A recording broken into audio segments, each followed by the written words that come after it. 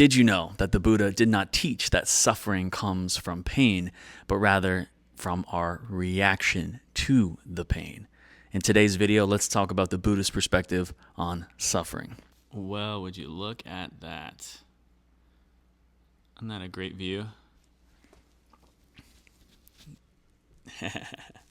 He's even a better view. No. Oh, you're not supposed to be on the couch. Me and my wife are here in this beautiful house in Portland, Oregon, like I showed you earlier. We are house sitting this beautiful place with a great view. And we have a kitty there and Rupert the dog. And wave, babe. And so we're really enjoying ourselves. We have one day here left. And then we go to another house sit. It's a great way to see a city and work from home, as we both do. Today's video is not about that. I just wanted to share with you a little personal anecdote of where I am. But today's video is based on the Buddhist perspective of suffering. As many of you know, I study, practice, and teach Theravadan Buddhism, the oldest form of Buddhism, and specifically its practice, its path, its psychology, and philosophy. As many of you also know, I don't look at Buddhism as a religion. Or definitely not an Abrahamic religion, right? There's no God in Buddhism. There's no creator. There are no blind faiths. You can't be a good practicing Buddhist and believe things blindly, meaning that you have to discover these teachings for yourself experientially. And that's why I love it, because I don't have to depend on anyone else in Buddhism. I don't have to depend on an external God to give me anything, or a prophet to die for my sins. Buddhism is about understanding reality right here, right now, and how we can apply these teachings to do one thing and one thing only, and that is liberate ourselves from suffering. So in today's video, that's what we're going to talk about. I'm going to tell you pretty much the basic understanding of how Buddhists view Dukkha, also known as suffering, explain to you the first noble truth as well as the second noble truth, and then we're going to dive deep into how to apply that into our daily lives and how we can see these patterns come about all the time. So let's just jump right into it. First off, what is suffering? What is suffering in this life? When you hear the word suffering, you may be thinking of a multitude of things. You may be thinking of G-sides. You may be thinking of abuse. You may be thinking of historical moments where people were going through a lot of pain and suffering. But how Buddhists view suffering is anything that we do not want. And there's a difference here, because often we can experience something, but we can just simply experience it for what it is and not have an opinion on it. And this is where the Buddhist definition of suffering, or dukkha, really comes into play. Because let's put it this way. If you were to be shot with an arrow, there's going to be that sensation of pain that is the arrow going into the leg. That's pain. But in the Buddhist's view, that is not suffering. Suffering comes when we react to the pain. And the Buddha called this the two-arrow parable. If we are shot with an arrow, we are really shot with two arrows. The first arrow is the sensation of the arrow hitting our leg, but then there's a second arrow. It's a mental arrow. It's a metaphorical arrow, an arrow that is symbolic. And that second arrow comes when we react to that pain, when we have an opinion to that pain. And that is dukkha. It's this reflection of, here is something I do not want. Here is something that I am trying to get rid of, or here is something that I am trying to not get rid of. And so I ultimately do not want to get rid of it, if that makes sense. And I'm going to dive a bit deeper into that, but just as a quick summary, dukkha, the word dukkha, can translate to uncomfortability, uneasiness, unpleasantness. Suffering, obviously, is a big one. But it is difficult to translate into English. But basically, it's anything that we do not want. So within dukkha, there are different things that can lead us to dukkha, and there's two main things. The first is attachments, and the second is aversions. So our attachments being, we want something, and we don't want to be without it. So again, there's something we don't want. We don't want to be without it. Or aversions. There's something in our lives that we don't like and we're trying to get rid of. We don't want that thing. Pain, for example, could be an aversion. Somebody calling us a name. It could be physical, emotional, spiritual pain. That could lead us to dukkha. Somebody calls me a name and I react. I am experiencing dukkha. Okay? I'm trying to get rid of that pain. That is dukkha. On the flip side, I have an ice cream cone. I love this ice cream cone. And as I'm finishing it, I'm like, oh, I really don't want to be without this ice cream cone. I really want another one. I don't want to be without it. Right there, something I don't want, again, experiencing dukkha. And so the Buddhists understand that really all of this dukkha that we experience in life comes from this one word. It's called tanha. And tanha basically means clinging. It's this constant grasping or clinging for something to be a certain way, right? So this could be clinging for an experience to be repeated. The ice cream cone, for example. It could be clinging to get rid of an experience, the pain or the arrow that gets shot in the leg, or the name that's called towards us, that spiritual, emotional pain or physical pain, perhaps, that someone may put on us. That is something that we want to get rid of, and that is something we are clinging to. And so what the Buddha discovered, which was so profound, was that this suffering exists in this life, right? This dukkha it's here. It's part of being human, and it's bound to happen. However, at the same time, it comes from tanha, from clinging. And so it's really important because this profound, those are actually the first two noble truths, by the way. I said I'd dive into that and kind of jumped ahead, but it's a very profound understanding, because what it does is it does two things. First off, it validates your experience. You do experience suffering. You do experience pain, which leads to suffering. And that's part of being human. And that right there in itself is validating. It makes being human feel seen, right? As a human, we are being heard. We are felt. This is a hard life. It truly is.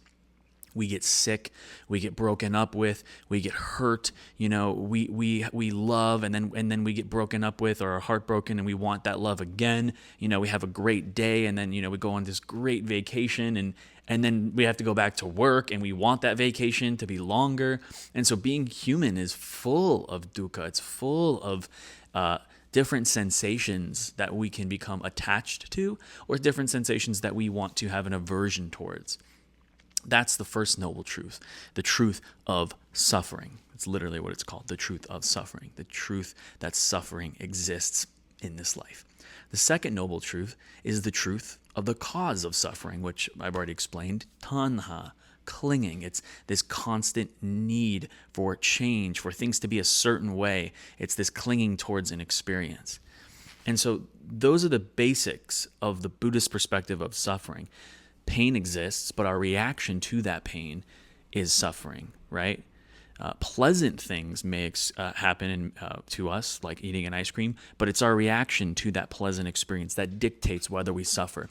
And this is what's really cool about Buddhism, is because it's really, really geared towards this understanding that we do not need to let certain things dictate our experience, right? The whole point of Buddhist practice, the Four Noble Truths, which is really ultimately all you need to know in Buddhism. If you want to only learn the bare minimum, the Four Noble Truths will get you there. And I think that they're often overlooked and not talked about as deeply as they should be, because they are extremely profound. And people like to get complicated. I think it's very simple.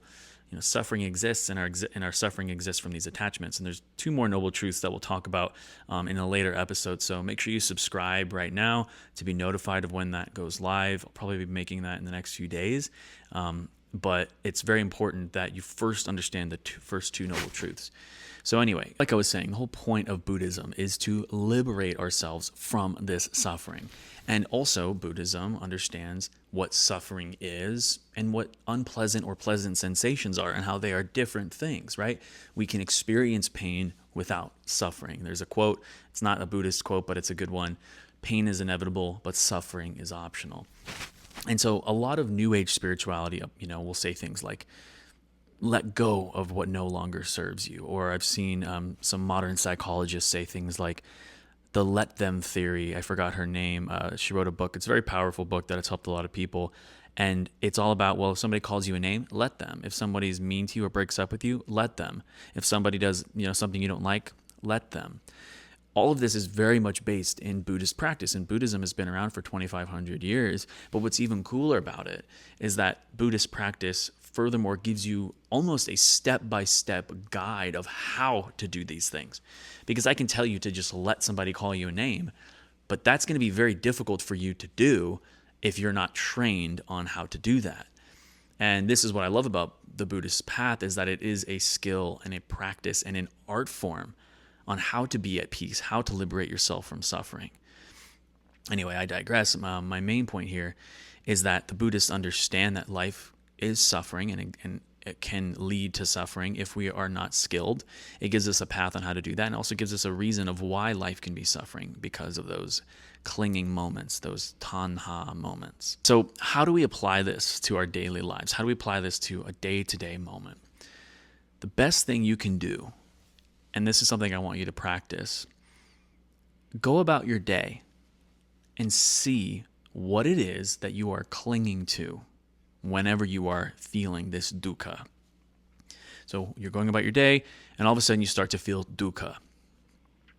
Try to recognize that you're feeling dukkha, and then ask yourself, what is it that I am attached to? What is it that I am clinging to?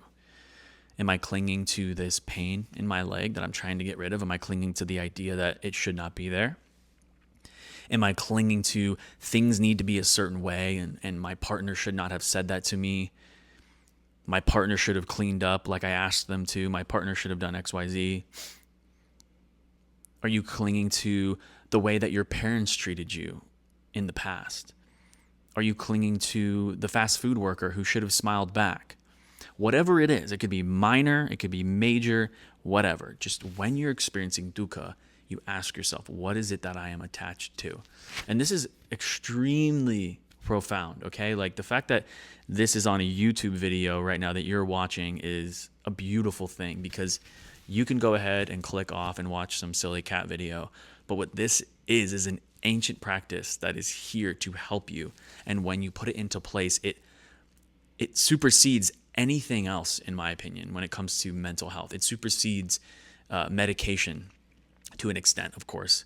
It supersedes working with a talk therapist. It supersedes a lot of these things, because a lot of the times we're addressing a symptom of the cause, whereas this goes right to the root.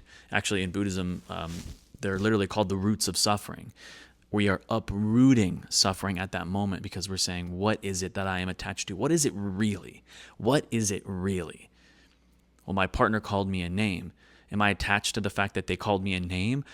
Or am I attached to the fact that I feel like I should never be called names like that because I'm so great? I should never be disrespected. That's an attachment. Boom. Uproot the suffering.